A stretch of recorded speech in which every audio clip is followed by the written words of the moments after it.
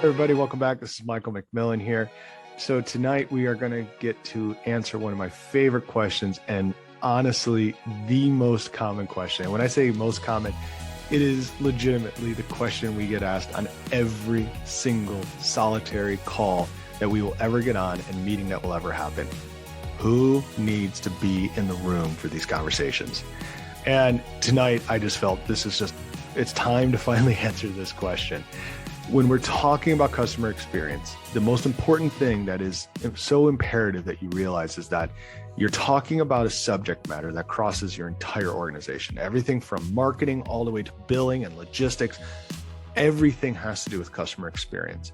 And in very few organizations is there one person who is actually solely responsible for that entire customer journey and experience that flows throughout your organization. Now, granted, we're huge advocates that every company should have that. That is not the point of this question. The point of the question is when you're going to be talking about outsourcing, who are the critical people who need to be sitting at that table when these conversations are going to get real and really in depth about actually making this happen? So let's talk about this. There's a few very critical people who need to have a very strong voice in these conversations. One of the most imperative people is the person who actually currently is fully responsible and running the day-to-day customer service, customer support, customer success, whatever you want to call the department. That team, that person who runs that must be in that room. I cannot stress to you enough the criticalness of that human being being in the room. I don't care if that's a manager. I don't care if it's a director. I don't care if it's the COO of the company. That human being must be in that room and they must be ready to speak. Why am I pushing this so hard? Because I would say well over 90% of the time, I will walk into a conference room, my whole staff will be there, the client will be there. And one of my first questions always is like, hey, cool. So who runs your support team or who runs customer success? And almost every time I just don't understand it. They're like, oh, that's Kimmy or that's Martha or that's Jerry or that's Tommy. And I'm like, oh, great. Where are they? Back at the office, or they work from home and they're not here. The reason you need that person in that room when these conversations are happening is because that person's insights into what really happens day to day is what is ultimately going to make this transaction successful or potentially be a failure. And I will tell you, if they're not in the room, what's going to end up happening is another meeting has to occur, another call, another Zoom call, another site visit. You're just delaying the inevitable. And because the reason so many times they're not there is because so many companies are afraid that if that person realizes that you're exploring outsourcing, you're going to quit. They're going to quit. And the true secret there is they're scared to death of that person quitting, because if they do, all that tribal knowledge goes walking out the door with them. And now someone else has got to go hold that bag, which is not a fun bag to hold, because if anyone's run a call center day to day, we all know that is a lot of work. And if you run customer success, similar, that's a 24/7 job that you get to be on call for all of your clients and all of your support team. And it's just the nature of the beast. But I cannot stress to you, make sure they're involved. Get them in the loop early. Let them have a good voice in that. Let them have a real opinion. Because honestly, they are going to be able to sniff out, to lack of a better term, the bullshit that you're going to be told or not told. They're going to be able to understand, can this team align with our culture? I'm pausing there for a reason. You must have that cultural alignment, and the person who's running that will be able to see, is that alignment there? Can these two groups work together completely? Because this is not the 90s anymore, people. Companies do not, and well, they still do, but they should not ever be outsourcing 100% of any team. That is the biggest mistake you can make. That is not the question we're talking about tonight. We're talking about who needs to be in the room. And that is why, though, because the person who runs that team is going to continue to run that team. They're going to run maybe a smaller group of people, maybe more focused and maybe more highly specialized, like subject matter expert team, but they are going to still be very involved. And at the end of the day, most of the time, it ends up becoming our vendor manager of who we actually engage with day to day. Let's get that relationship going day one. So I wanted to start there and stress to you, get that person at that table early and often, because ultimately they are going to own this thing. All right, who else needs to be there? Marketing. This is one of the roles that everyone for some reason doesn't think about. Marketing has to have a voice in everything and all things customer experience. Why?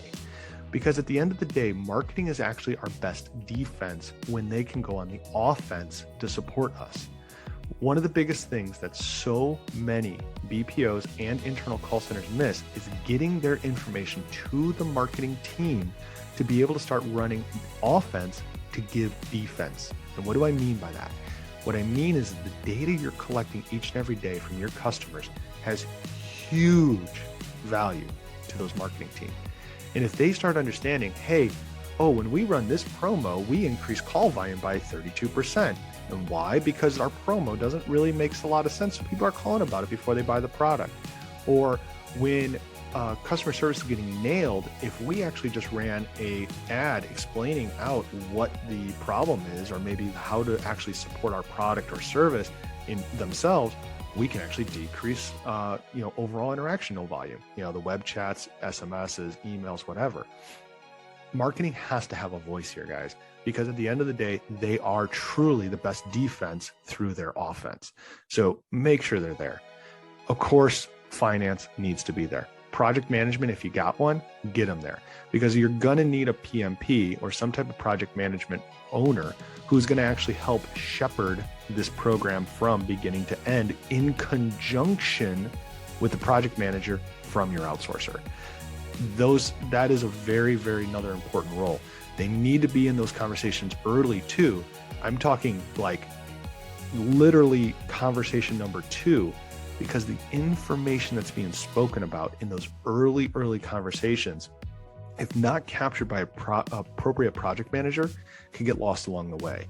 And what happens then? Of course, expectations aren't met, deadlines are not hit as expected, and it just doesn't start off great. So you want to make sure that project manager and whoever's going to do that role is in that seat. I would also stress very early on to get a very senior and or maybe a actual senior member of your team involved in these conversations too. Does it need to be your CEO? Absolutely not. Does it need to be maybe your COO, SVP operations, SVP customer service, whatever that may be, depending on how big you are? I would probably say yes.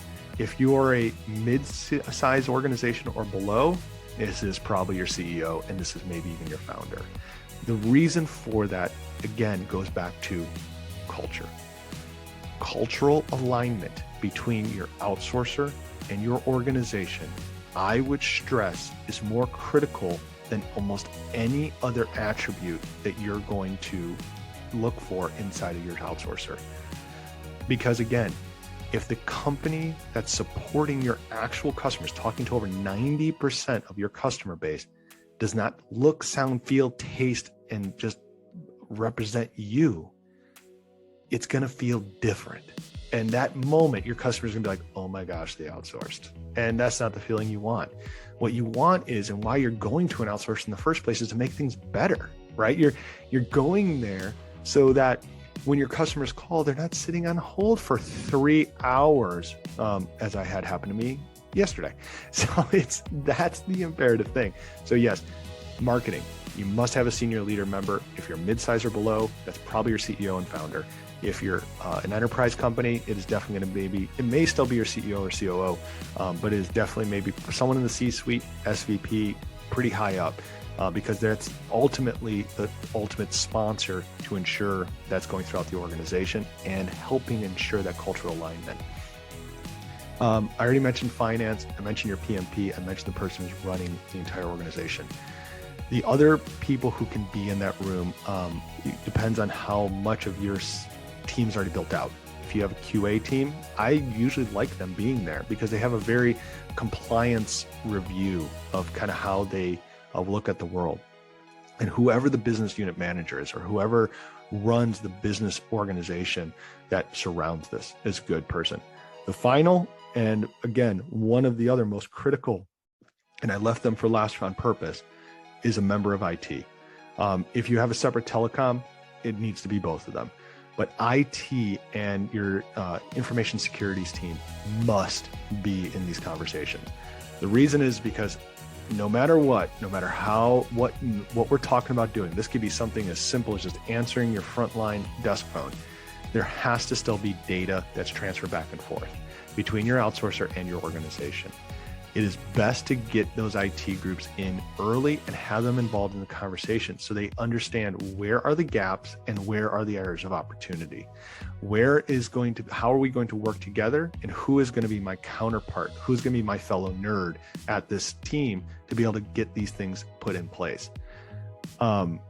With IT, the one thing you do need to be very cognizant and careful with, though, is just making sure that you set the expectations with IT that this is an initiative we're exploring. And then if it becomes an initiative you're moving forward with, similar, you need to reset the expectation as this is happening. So you're not here to vet, you're here to make it happen. That's very hard. I'm not going to lie. I've been on the other side of the table where I was the buyer of the outsourcing services, and having to set that expectation with my IT group, I just found is very imperative, and it's good to do it early and often, because IT groups sometimes get a misnomer and they kind of put on their, they put on the shades here a little bit, and they're like, I'm here to make sure if it doesn't check all of these 7 boxes, I tell everyone we shouldn't do it. In some cases, if we all know, it may only need to check 4 of the 7, and the other 3 we can work through together. So as long as you have a member of your IT group who's there in the spirit of collaboration and working together, you have the right person. But be very careful with who you are picking, because at the end of the day, this is a partnership, right? This is a group who is going to be standing by your side for a long period of time. I mean, to your typical outsourced partner, it's usually with your organization for a minimum of about 5 to 10 years. So, I mean, this is not a small choice, and these are not little short-term, interactions. They can be, but they typically are not, because as soon as you take that first step, they become part of you and you become part of them. And so IT really needs to be in that firm understanding. So guys, I hope that helps you give some clarity on who needs to be in those rooms. I know that sounds like a lot of people, right? But it is, and it's meant to be, because similar on our side from the outsourcing world, like with Proximo, we're bringing a team. I mean, you're talking my head of training, typically a QA representative for quality assurance. I might have my workforce management person there. I definitely will have my head of operations there. More likely than not, depending on what you're doing, I may even be there myself. I can end up having floor managers there, and a number of other. My IT person will definitely be there. My network person may be there. My telecom group may be there. I may even have my vendors there. So we do this because we want to get it all on the table. That is how this ends up being a success. If you're going into these relationships and you're not seeing your partner or potential partner doing these type of things for you and bringing this kind of breadth to you, and similar asking for you to bring this type of breadth to the meetings, I would encourage you to start asking a lot of questions, because these relationships and these engagements never should be done one-on-one anymore. They were a long time ago. And that's why we had a lot of problems in the BPO industry between how those two came together. Today, with the number of channels we're supporting, with the number of customers we're engaging on so many different bases, it needs to be a number of voices there to ensure that continuity can occur. So guys, I hope that helps you out. And just like I said, when you're going down this path, if you guys have questions or need some support, or just looking to try to get a second opinion on, are we evaluating these teams right? Feel free to reach out to us. You go to proximocx.com, fill out our little form. Listen, even if you're done evaluating, you're already in selection mode, but you just need to make sure you checked all your boxes. We're here to help, guys. At the end of the day, what's good for CX is good for the entire industry. And if your business is continuing to grow, that's great. And that's what we're here to do and help support. That's why we're shooting these videos. That's why I'm trying to answer these questions, so I can make sure, if it's Proximo CX or any of our partners out in the world there, that they're standing by your side and helping make you more successful each and every day. Thank you so much. I'm Michael McMillan, guys. You have a great night.